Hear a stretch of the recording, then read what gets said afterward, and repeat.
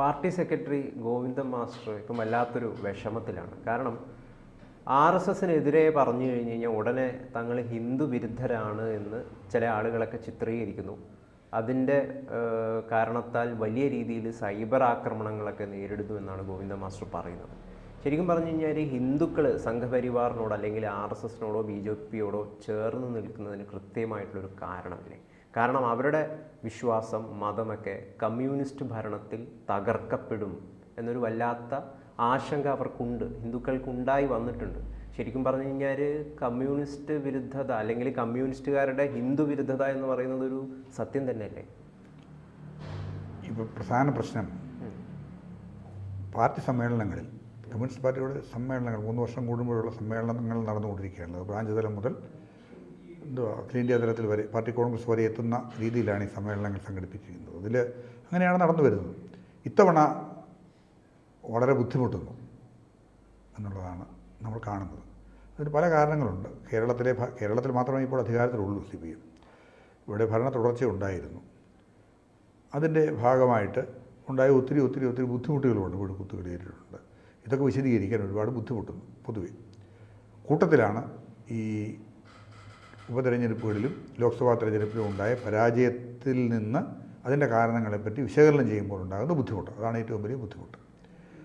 ഇവിടെ താങ്കൾ ചോദിച്ചതുപോലെ ഈ ഹിന്ദു വിരുദ്ധത അല്ലെങ്കിൽ ഹിന്ദുക്കൾക്ക് മൊത്തത്തിൽ പാർട്ടിയോടെ അങ്ങനെ വിരോധം അങ്ങനെയൊന്നും ഉണ്ടെന്ന് എനിക്ക് തോന്നുന്നില്ല. മൊത്തമായിട്ട് പറഞ്ഞാൽ BJPയോട് അടുത്തുകൊണ്ടേയിരിക്കുന്നു എന്നുള്ള തോന്നുന്നില്ല. പക്ഷേ ഇവിടെ നമ്മൾ ശ്രദ്ധിക്കേണ്ട വിഷയമെന്ന് പറയുന്നത്, കേരളത്തെ സംബന്ധിച്ചിടത്തോളം പരിഷ്കരണ ശ്രമങ്ങൾ നടന്നിരിക്കുന്നത് രാഷ്ട്രീയ അടിസ്ഥാനത്തിലല്ല. കേരളത്തെ സംബന്ധിച്ചിടത്തോളം കമ്മ്യൂണിസ്റ്റ് പാർട്ടിയുടെ നേതൃത്വത്തിലല്ല ഇവിടെ ഒരു നവോത്ഥാനം നടന്നിരിക്കുന്നത് എന്നുള്ളതാണ് ഒരു സത്യം. ഒരു കാലത്ത് ശ്രീനാരായണ ഗുരുവിനെ പോലും സിമന്റ് നാണു എന്ന് വിളിച്ച് ചെരുപ്പ് കൊണ്ട് പൂമാലയൊക്കെ ഇട്ടണിയിച്ച് നടന്നൊരു പാരമ്പര്യവും കമ്മ്യൂണിസ്റ്റുകാർക്കുണ്ട്. അല്ല, ഞാൻ പറഞ്ഞല്ലോ, കമ്മ്യൂണിസ്റ്റുകാരിപ്പം പല നിലപാടുകളും തിരുത്തിയിട്ടുണ്ടല്ലോ, കാലാകാലങ്ങളിൽ തിരുത്തിയിട്ടുണ്ട്. പിന്നെ കമ്മ്യൂണിസ്റ്റുകാരായ ചില നേതാക്കന്മാർ ഈ നവോത്ഥാന പരിപാടിയിൽ പങ്കെടുത്തവർ അല്ലെങ്കിൽ അന്ന് പങ്കെടുത്തിരുന്നവർ പിന്നെ കമ്മ്യൂണിസ്റ്റുകാരായിട്ട് മാറിയിട്ടുണ്ട്. ഇപ്പോൾ ഗുരുവായൂർ സത്യാഗ്രഹത്തിൽ പങ്കെടുത്തിരുന്ന V. കൃഷ്ണപിള്ളയും AK ഗോപാലനും ഒക്കെ പിന്നീട് കമ്മ്യൂണിസ്റ്റുകാരായി മാറിയവരാണ്. പക്ഷേ കൃത്യമായും ഗുരുവായൂർ സത്യാഗ്രഹ കമ്മിറ്റിയുടെ പ്രസിഡന്റ് എന്ന് പറയുന്നത് മന്നത്തോൽപനാഭനായിരുന്നു. ഗുരുവായൂർ സത്യാഗ്രഹത്തിന് വേണ്ടി നിരാഹാരം കിടന്നതിൻ്റെ നേതാവെന്ന് പറയാവുന്ന പക്ഷേ KK കേളപ്പനായിരുന്നു. തിരുവിതാംകൂറിൽ വൈക്കം സത്യാഗ്രഹമാണ് അതേപോലെ നടന്ന മറ്റൊരു സത്യാഗ്രഹം എന്ന് പറയുന്നത്, ക്ഷേത്രത്തിൽ വിട്ട് വഴി നടക്കാൻ വേണ്ടി. അതിൽ പങ്കെടുത്തിരുന്നുവെന്ന് പറയുന്നത്, അതിൻ്റെ നേതൃസ്ഥാനത്തുണ്ടായിരുന്നതെന്ന് പറയുന്നത് KP കേശവമേനോൻ മുതൽ മന്നത്തോൽപനാഭൻ, TK മാധവൻ. അതിന് അനുഗ്രഹമായി നിന്നത് ശ്രീനാരായണ ഗുരുവിനെ ഒരിക്കൽ അദ്ദേഹം ആ റോഡിൽ കൂടി സഞ്ചരിച്ചപ്പോൾ, റിക്ഷായിൽ സഞ്ചരിച്ചപ്പോൾ അദ്ദേഹത്തിന് സഞ്ചരിക്കാൻ കഴിയാതെ വന്ന ഒരവസ്ഥയെ തുടർന്നാണ് ഇവിടെ വൈക്കം സത്യാഗ്രഹം നടന്നത്. അങ്ങനെ ഒരുപാട് കാര്യങ്ങളുണ്ടല്ലോ. അപ്പോൾ ഇവിടെയൊക്കെ കേരളത്തിൽ നടന്ന അതാത് സമുദായങ്ങളിൽ നടന്ന പരിഷ്കരണ ശ്രമങ്ങളാണ് ഒരു വലിയ അളവ് വരെ സഹായിച്ചിട്ടുള്ളത്. പക്ഷേ പിന്നെ ഇന്ന് അവകാശപ്പെടുന്നത് പോലെ കമ്മ്യൂണിസ്റ്റ് പാർട്ടിക്ക് അതിൽ പങ്കില്ല എന്നുള്ളതാണ്. കമ്മ്യൂണിസ്റ്റ് പാർട്ടിക്കാരായ ആളുകൾ അന്നുണ്ടായിരുന്നവർ പിന്നീട് കമ്മ്യൂണിസ്റ്റ് പാർട്ടിയിൽ ചേർന്നിട്ടുണ്ട് എന്നുള്ളത് വസ്തുതയാണ്. അതവിടെ നിൽക്കട്ടെ, അതല്ലല്ലോ നമ്മളിപ്പോൾ സംസാരിച്ചു വരുന്ന വിഷയം, അതല്ലല്ലോ. താങ്കളുടെ ചോദ്യം കൃത്യമായിട്ടും കേരളത്തിൽ BJP നേതൃത്വത്തിലേക്ക് ഹിന്ദുക്കൾ പോകുന്നതിന് കാരണം തങ്ങളുടെ വിശ്വാസങ്ങളും ആചാരങ്ങളും ഒക്കെ തകർക്കപ്പെട്ടേക്കാം എന്ന ഒരു തോന്നലിൻ്റെ ഭാഗമായിട്ടാണ് എന്നുള്ളതാണ്. വിശ്വാസങ്ങളും ആചാരങ്ങളും അടിസ്ഥാനപരമായി കമ്മ്യൂണിസ്റ്റ് പ്രത്യയശാസ്ത്രം എന്ന് പറയുന്നത് വൈരുദ്ധ്യാധിഷ്ഠിത ഭൗതികവാദം തന്നെയാണ്. അങ്ങനെ വരുമ്പോൾ ഈ ഭൗതികവാദവുമായി ബന്ധപ്പെട്ട ക്ഷേത്രങ്ങളുമൊക്കെയായി ബന്ധപ്പെട്ട ഒത്തിരി ആചാരങ്ങളുണ്ട്. ഇതിൽ ഒത്തിരി അനാചാരങ്ങളുമുണ്ട്. ഇവ മാറ്റാനുള്ള ശ്രമം, അതാണ് നമ്മൾ ഈ നവോത്ഥാന പ്രസ്ഥാനങ്ങളെയും ഇതിനെയും തമ്മിൽ പരസ്പരം ബന്ധിപ്പിച്ചത്. തീർച്ചയായിട്ടും ഈ നവോത്ഥാന പ്രസ്ഥാനങ്ങളുടെ ഭാഗമായിട്ട് അതാത് സമുദായങ്ങളിൽ നടന്ന പരിഷ്കരണ ശ്രമങ്ങളുടെ ഭാഗമായിട്ട് ഇപ്പോൾ കഴിഞ്ഞ നൂറ്റാണ്ടിൽ SNDP യോഗമായാലും അല്ല അയ്യങ്കാളിയുടെ നേതൃത്വത്തിലുള്ള പുലിമ സഭയായാലും NSS ആയാലും അവർ ഈ ഓരോ സമുദായങ്ങളിലും ഒരുപാട് പുഴുക്കുത്തുകളും അടഞ്ഞു കിടന്ന ഒത്തിരി സമുദായങ്ങളാണ്. VT ഭട്ടതിരിപ്പാട് നമ്പൂതിരിയെ മനുഷ്യനാക്കാൻ ഇറങ്ങി പുറപ്പെട്ട ആളാണ് VT ഭട്ടതിരിപ്പാട്. PMS നമ്പൂതിരിപ്പാട് യോഗക്ഷേമ സഭയുടെ പ്രവർത്തകനായിട്ടാണ് തൻ്റെ പ്രവർത്തനം ആരംഭിച്ചത്. സമുദായത്തിൻ്റെ പ്രവർത്തനത്തിൻ്റെ തുടർച്ചയായിരുന്നു അദ്ദേഹത്തിൻ്റെ രാഷ്ട്രീയം പിന്നീട് വന്നത്. ഞാൻ പറഞ്ഞത് അങ്ങനെ തകർക്കപ്പെടുന്നു എന്ന തോന്നലിനേക്കാൾ ഉപരി ഈ നമ്മൾ അഖിലേന്ത്യാ തലത്തിലൊക്കെ ഉണ്ടായ ഒത്തിരി സാഹചര്യങ്ങളുണ്ട്. സ്വാതന്ത്ര്യപ്രാപ്തിക്ക് ശേഷം ഉണ്ടായ ഒരുപാട് കാര്യങ്ങളുണ്ട് രാജ്യത്ത് നടന്നത്. തകർക്കപ്പെടുന്നു പറയുന്നത് ഈ നമ്മൾ ശംഷീറിനെ പോലുള്ള നേതാക്കന്മാരുടെ പ്രസ്താവനകൾ വലിയ വിവാദമായി തീർന്നിട്ടുണ്ട്. ഗണപതി മിത്താണ്, ഇതേ സാധനം മറ്റു മതത്തിലുള്ള ദൈവം മിത്താണോ എന്ന് ചോദിച്ചപ്പോൾ അതിന് മറുപടിയില്ല. അതേപോലെ തന്നെ കോഴിക്കോടുള്ള ഒരു സ്കൂളിൻ്റെ നവീകരണവുമായി ബന്ധപ്പെട്ട ഭൂമി പൂജയുമായി ബന്ധപ്പെട്ട് അതിൻ്റെ മാനേജർ നടത്തിയ ഒരു ഗണപതി ഹോമം, അതാരാണ് തടസ്സപ്പെടുത്തിയത്, ആരാണ് വിളക്കുകൾ കാലുകൊണ്ട് ചവിട്ടി തെറിപ്പിച്ചത്, ഇതൊക്കെ CPM നേതാക്കളാണ്. ഈ കാരണങ്ങളൊക്കെ കൊണ്ട് തന്നെ ഹിന്ദുക്കൾക്കിടയിൽ CPMകാർ വിശ്വാസലംഘകരാണ്, അല്ലെങ്കിൽ അവർ ഹിന്ദുക്കളുടെ വിശ്വാസത്തെ അതിനൊരു സ്വാതന്ത്ര്യം അവർ നൽകുന്നില്ല എന്നുള്ള തോന്നൽ കൃത്യമായിട്ട് ഉണ്ടായിട്ടുണ്ട്, അല്ലെങ്കിൽ അത് ഉണ്ടായിട്ടുണ്ടാകാം. ഞാനതിനെപ്പറ്റി അങ്ങനെ ഖണ്ഡിതമായ അഭിപ്രായം പറയുന്നില്ല. കാരണം എന്താണെന്ന് വെച്ച് കഴിഞ്ഞാൽ, പിന്നെ കേരളത്തിൽ കമ്മ്യൂണിസ്റ്റ് പാർട്ടി വളർന്നതിന് ഒരുപാട് കാരണങ്ങളുണ്ട്. ഈ പറഞ്ഞതുപോലെ ഒരുപാട് കാരണങ്ങൾ.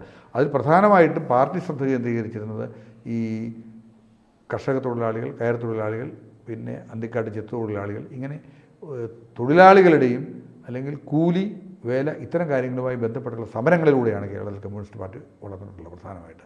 അപ്പോൾ അതിനകത്ത് സ്വാഭാവികമായിട്ടും ഈ പിന്നോക്ക സമുദായങ്ങളിൽപ്പെട്ട ഒത്തിരി ആളുകൾ ഉണ്ടായി, പിന്നോക്കമെന്ന് കരുതപ്പെട്ടിരുന്ന സമുദായങ്ങളിൽപ്പെട്ട ഒത്തിരി പേരുണ്ടായിരുന്നു. അപ്പോൾ അവരെ സംഘടിപ്പിക്കാനും അവർക്ക് ഈ നീതി വാങ്ങിക്കൊടുക്കാനുള്ള ഒരു ശ്രമം കമ്മ്യൂണിസ്റ്റ് പാർട്ടിയുടെ ഭാഗത്തു നിന്നുണ്ടായിരുന്ന തോന്നലിൻ്റെ ഭാഗമായിട്ടാണ് കേരളത്തിൽ കമ്മ്യൂണിസ്റ്റ് പാർട്ടി വളർന്നത്. അതാണ് അതിൻ്റെ വസ്തുത. അങ്ങനെയാണ് കമ്മ്യൂണിസ്റ്റ് പാർട്ടി വളർന്നത്, പോരാട്ടങ്ങളിലൂടെയാണ് കമ്മ്യൂണിസ്റ്റ് പാർട്ടി വളർന്നത്. അത് നമുക്കറിയാം, അതൊരു ചരിത്ര വസ്തുതയാണ്.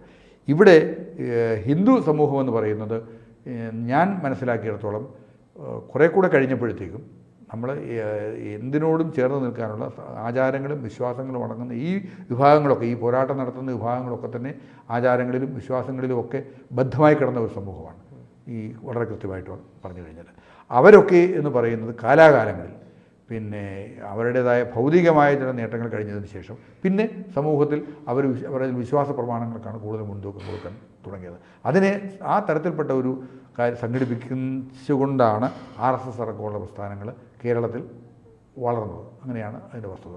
അത് അങ്ങനെ വന്നു കഴിഞ്ഞപ്പോൾ എന്തു പറ്റിയെന്ന് വെച്ച് കഴിഞ്ഞാൽ അവർക്ക് സ്വാഭാവികമായിട്ടും തങ്ങൾ ഇത്തരം കാര്യങ്ങൾ, തങ്ങൾ ചെയ്ത കാര്യങ്ങൾ, അല്ലെങ്കിൽ തങ്ങൾക്ക് വേണ്ടി ഭൗതികമായി നേടുത്തുന്ന വേല, കൂലി, മൂലധനം, ഇത്തരം കാര്യങ്ങളുമായി ബന്ധപ്പെട്ടതിനപ്പുറത്തേക്ക് ഉള്ള ഒരു പിന്നെ ചിന്ത ഉണ്ടായി എന്ന് വേണം അതിനെ കരുതാൻ എന്നാണ് എനിക്ക് തോന്നുന്നത്. അതിൻ്റെ ഭാഗമായിട്ടാണ് ഈ ആചാരങ്ങളും വിശ്വാസങ്ങളുമൊക്കെ കൂടുതൽ ശക്തമായി ചിന്തിക്കാൻ തുടങ്ങിയത്. അങ്ങനെയാണ് ഭൗതിക സാഹചര്യങ്ങൾ മെച്ചപ്പെട്ടതോടുകൂടി സ്വാഭാവികമായിട്ടും ഉണ്ടായ ഒരു മാറ്റത്തിൻ്റെ ഭാഗം കൂടിയാണത് എന്നാണ് ഞാൻ കരുതുന്നത്. അപ്പോൾ പോരാട്ടങ്ങൾ പിന്നെ അതുകൊണ്ട് തന്നെ വെള്ളക്കോളർ വിഭാഗത്തെ സംരക്ഷിക്കുന്നതിലായി പാർട്ടിയുടെ ശ്രദ്ധ, അല്ലെങ്കിൽ കമ്മ്യൂണിസ്റ്റ് പാർട്ടിയുടെ ശ്രദ്ധ എന്ന് പറയുന്നത്.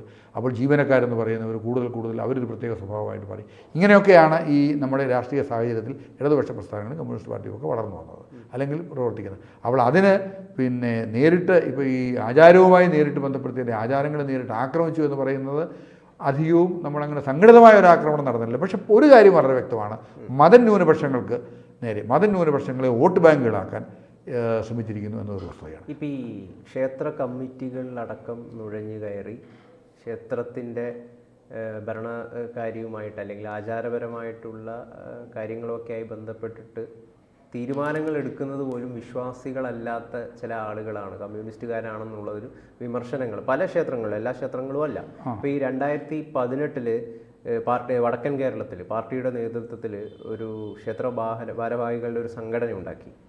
അതിൻ്റെ ഭാഗമായിട്ട് നടന്ന കൺവെൻഷനിൽ അവരൊരു പ്രമേയവും പാസ്സാക്കി. ഒരു 10-12 ഐഡിയാസ് ഉണ്ട്. ഇതിൽ ശരിക്കും പറഞ്ഞു കഴിഞ്ഞാൽ വളരെ എന്താ പറയുക, വിശ്വാസികളെ ശരിക്കും പറഞ്ഞു കഴിഞ്ഞാൽ അവരെ വേദനിപ്പിക്കുന്ന തരത്തിലുള്ള പ്രമേയമാണ് ഇതിൽ പാസ്സാക്കിയിരിക്കുന്നത്. അതായത് ശ്രീകൃഷ്ണ ജയന്തി ക്ഷേത്രം കോമ്പൗണ്ടിൽ നടത്താൻ വേണ്ടി പാടില്ല, RSS നേതാക്കന്മാരുടെ വിശ്വാസവുമായി ബന്ധപ്പെട്ടുള്ള ക്ഷേത്രവുമായി ബന്ധപ്പെട്ടിട്ടുള്ള പുസ്തകങ്ങൾ പ്രചരിക്കാൻ വേണ്ടി പാടില്ല, ഭാഗവത സപ്താഹം നടത്തുന്നതിൽ കുറച്ചും കൂടി മതേതര സ്വഭാവത്തിൽ ഭാഗവത സപ്താഹം നടത്തണം, തുടങ്ങിയ രീതിയിലാണ് കാര്യങ്ങൾ മുഴുവൻ ചിട്ടപ്പെടുത്തിയിരിക്കുന്നത്. അപ്പോൾ ഇത് എന്താണ്? അല്ല, തീർച്ചയായിട്ടും ഞാൻ പറഞ്ഞല്ലോ, ഈ ഒരു അയഞ്ഞ ഘടനയുള്ള ഹിന്ദുക്കളെ സംബന്ധിച്ചിടത്തോളം പൊതുവേ ക്ഷേത്രങ്ങളെ സംബന്ധിച്ചാണെങ്കിലും ക്ഷേത്രാചാരങ്ങളെ സംബന്ധിച്ചാണെങ്കിലും പുത്തൻ ആചാരങ്ങളും പുത്തൻ കാര്യങ്ങളുമൊക്കെ രൂപപ്പെട്ടു വരുന്നുണ്ട് ക്ഷേത്രങ്ങളോടനുബന്ധിച്ച്. ഇപ്പോൾ ശബരിമല ക്ഷേത്രത്തിലൊക്കെ തന്നെ പണ്ടില്ലാതിരുന്ന ഒത്തിരി പുത്തൻ കാര്യങ്ങൾ ഇങ്ങനെ വർഷം തിരക്ക് കൂടുന്ന രൂപപ്പെട്ടു വരുന്നുണ്ട്. ഞാൻ പറഞ്ഞത് ഇപ്പോൾ ഒരു കാരണവശാലും വിശ്വാസവും അതോടൊപ്പം ആചാരങ്ങളും രണ്ട് കാര്യങ്ങളാണ്. രാഷ്ട്രീയ പ്രവർത്തനവും വിശ്വാസവും ആചാരവും രണ്ട് കാര്യങ്ങളാണ്, വളരെ കൃത്യമായി പറഞ്ഞു കഴിഞ്ഞാൽ. അപ്പോൾ നമ്മൾ സ്വാഭാവികമായിട്ടും വിശ്വാസികളായിരിക്കണം ക്ഷേത്രത്തിൻ്റെ ഒരു ചുമതല ഉണ്ടാകേണ്ടതും ഓരോ സ്ഥലത്തും ഓരോ ക്ഷേത്രങ്ങൾക്കും നിലനിൽക്കേണ്ട അല്ലാത്തതുമായ ആചാരങ്ങളുണ്ട്. പക്ഷേ കൺവെൻഷനലായി തുടർന്ന് വന്നുകൊണ്ട് നിലനിൽക്കേണ്ട ഒത്തിരി കാര്യങ്ങളുണ്ട്. അതാണല്ലോ വിശ്വാസത്തിൻ്റെ അടിസ്ഥാനം എന്ന് പറയുന്നത്. ബേസിക്കലി അത് വിശ്വാസമാണല്ലോ. അതിനകത്ത് യുക്തിയോ ശാസ്ത്രീയതയ്ക്കപ്പുറം ഒരു വിശ്വാസത്തിൻ്റെ ഭാഗമായിട്ടാണല്ലോ മനുഷ്യർ. ആ വിശ്വാസങ്ങളെ ബലപ്പെടുത്തുന്ന വിധത്തിൽ അല്ലെങ്കിൽ നിലനിൽക്കേണ്ട ചില വിശ്വാസങ്ങളുണ്ടെന്ന് ആത്മാർത്ഥമായി വിശ്വസിക്കുന്ന ഒരു സമൂഹമാണ് ഈ ഭക്ത സമൂഹം എന്ന് പറയുന്നത്. അപ്പോൾ അതിനകത്ത് കയറി പിന്നെ അവരുടെ ആ വിശ്വാസത്തെ ചോദ്യം ചെയ്യുകയും അത് തകർക്കുകയും ചെയ്യുന്ന രീതിയിൽ ഉണ്ടായിക്കഴിഞ്ഞാൽ അതിൻ്റെ തിരിച്ചടി ഉണ്ടാകും എന്നുള്ള കാര്യത്തിൽ സംശയമൊന്നുമില്ല. കമ്മ്യൂണിസ്റ്റുകാർ അവരുടെ ഒരു തത്വശാസ്ത്രത്തിൽ അടിയുറച്ച് നിൽക്കുന്നതിലൊന്നും ആർക്കും യാതൊരു തരത്തിലുള്ള പ്രയാസവും പിന്നെ ഇത്തരം കാര്യങ്ങളിലേക്ക് അവര് നിരീശ്വരവാദി ആവുന്നതിലും കുഴപ്പമില്ല. പക്ഷേ ഈ നിരീശ്വരവാദം ഒരു പ്രത്യേക ഒരു പ്രബല വിഭാഗത്തിൽ മാത്രം ഈ നിരീശ്വരവാദം പ്രചരിപ്പിക്കാൻ ശ്രമിക്കുകയും മറ്റു സമുദായത്തെ അതുമായി ബന്ധപ്പെട്ട് മാറ്റി നിർത്തുകയും ചെയ്യുന്നതിലാണ് ഈ ഇവിടുത്തെ പ്രശ്നം വരുന്നത്. അല്ല, തീർച്ചയായിട്ടും പറഞ്ഞില്ല. നമ്മുടേതുപോലുള്ളൊരു ജനാധിപത്യ സമൂഹത്തിൽ ഇപ്പോൾ അങ്ങനെയാണ് സംഭവിച്ചിരിക്കുന്നത്. ന്യൂനപക്ഷങ്ങളെ അല്ലെങ്കിൽ അവരെ വോട്ട് ബാങ്കുകളാക്കി മാറ്റിക്കൊണ്ട് അവർക്ക് അനുകൂലമുണ്ട്. അവരാകുമ്പോൾ അവർക്ക് സ്വയം തോന്നുന്ന ഒരു അരക്ഷിതാവസ്ഥയുണ്ടല്ലോ. എവിടെയാണെങ്കിലും ന്യൂനപക്ഷങ്ങൾ ഭൂരിപക്ഷം തമ്മിലുള്ള വ്യത്യാസമാണല്ലോ. ന്യൂനപക്ഷങ്ങൾക്ക് സ്വയം തോന്നുന്ന ഒരു ആ അരക്ഷിതാവസ്ഥ പിന്നെ ചൂഷണം ചെയ്തുകൊണ്ട് അവരെ വോട്ട് ബാങ്കുകളാക്കി മാറ്റാൻ രാഷ്ട്രീയ പാർട്ടികൾ നടത്തുന്ന ശ്രമങ്ങളാണ് ഇത്തരത്തിൽപ്പെട്ട കുഴപ്പങ്ങൾക്ക് കാരണം. അത് കമ്മ്യൂണിസ്റ്റ് പാർട്ടി മാത്രമല്ല, കമ്മ്യൂണിസ്റ്റ് പാർട്ടിയെ സംബന്ധിച്ചിടത്തോളമാണെങ്കിലും അത്തരത്തിലുള്ള ഒരു സമീപനം എന്ന് പറയുന്നത് ശരിയല്ലെന്ന് മാത്രമല്ല അത് പിന്നെ വിശ്വാസി സമൂഹത്തിൻ്റെ വളരെ വിഷമം ഉണ്ടാക്കുന്ന തരത്തിലുള്ള കാര്യങ്ങളാണ്. അത്തരം കാര്യങ്ങൾ അപലപിക്കപ്പെടേണ്ടതും അത് മാറ്റേണ്ടതുമാണ്. ഇതിനിടയിൽ സാംസ്കാരിക പ്രവർത്തകനൊക്കെ ആയിട്ടുള്ള MN കാരശ്ശേരി പറഞ്ഞത് ഈ സമൂഹത്തിൽ ഏറ്റവും കൂടുതൽ മതധ്രുവീകരണവും മതങ്ങളെ തമ്മിൽ അടുപ്പിക്കുന്നത് കമ്മ്യൂണിസ്റ്റുകാരാണെന്നാണ്. അല്ല, എൻ്റെ അഭിപ്രായം എന്താണെന്ന് പറഞ്ഞാൽ ഇവിടെ നേരത്തെ പറഞ്ഞതുപോലെ ന്യൂനപക്ഷങ്ങൾക്ക് ഏറ്റവും കൂടുതൽ സംരക്ഷണം ലഭിക്കുന്ന ഒരു സമൂഹമാണ് ഇന്ത്യ എന്ന് പറയുന്നത്. പൊതുവെ നമ്മളിപ്പോൾ ഏത് രാജ്യങ്ങളിൽ എടുത്തു നോക്കിയാലും അങ്ങനെയാണ്. അത് പിന്നെ ഇവിടെയും വാദഗതികൾ പൊളിറ്റിക്കലാണല്ലോ. BJP അധികാരത്തിലെത്തി, കേന്ദ്രത്തിൽ അധികാരത്തിലെത്തി, അത് അധികാരത്തിൽ തുടരുന്നു. അങ്ങനെ തുടരുന്നു എന്ന് പറയുമ്പോൾ സ്വാഭാവികമായിട്ടും ഇതിനെതിരായ ഒരു പ്രതിരോധം രൂപപ്പെടുത്താൻ ഏറ്റവും കൃത്യമായി കണ്ടെത്തുന്നത് ന്യൂനപക്ഷങ്ങളിൽ ഒരു അരക്ഷിതാവസ്ഥ ഉണ്ടാക്കുകയും അത് ഒരു വോട്ട് ബാങ്ക് നിലനിർത്തുകയും തങ്ങൾക്കുള്ള ഭൂരിപക്ഷ സമുദായത്തിലുള്ള വോട്ട് ബാങ്ക് നിലനിർത്തുകയും ചെയ്യുക. മറ്റവരെ ഒരു വോട്ട് ബാങ്കാക്കി മാറ്റി ചെയ്യുക. അതിൻ്റെ ഫലമായിട്ടാണ് ഇത്തരം ഇതുണ്ടാകുന്നത്. എന്തായാലും ഈ പറഞ്ഞതുപോലെ ഒരു സമൂഹത്തിൻ്റെ അത് ഭൂരിപക്ഷമായാലും ന്യൂനപക്ഷമായാലും ഒരു വിശ്വാസത്തിൻ്റെ കാര്യത്തിൽ അവരെ അവരെ ബുദ്ധിമുട്ടിക്കുന്നൊരു സമീപനം ഉണ്ടായാൽ അത് കുഴപ്പത്തിലേക്ക് ചെന്ന് ചെയ്യാറുള്ളൂ. എന്ന് മാത്രമല്ല, വിശ്വാസികളാണ് ഈ നേരത്തെ പറഞ്ഞതുപോലെ ക്ഷേത്രങ്ങൾ ഭരിക്കുന്നതും ക്ഷേത്രത്തിന് ചുമതലയുള്ളതും ക്ഷേത്രത്തിൽ വിശ്വാസികൾ തന്നെ ആവണം. അങ്ങനെ അല്ലെങ്കിൽ അത് ശരിയാവുകയില്ല എന്ന നിലപാട് തന്നെയാണ് ശരി. അങ്ങനെ തന്നെയാണ് ശരി. എന്തായാലും ഹിന്ദുക്കൾ BJPയും RSS ഒക്കെ ആയിട്ട് കൂടുതലായിട്ട് അടുക്കുന്നുണ്ട് എന്ന് വിശ്വസിക്കുക.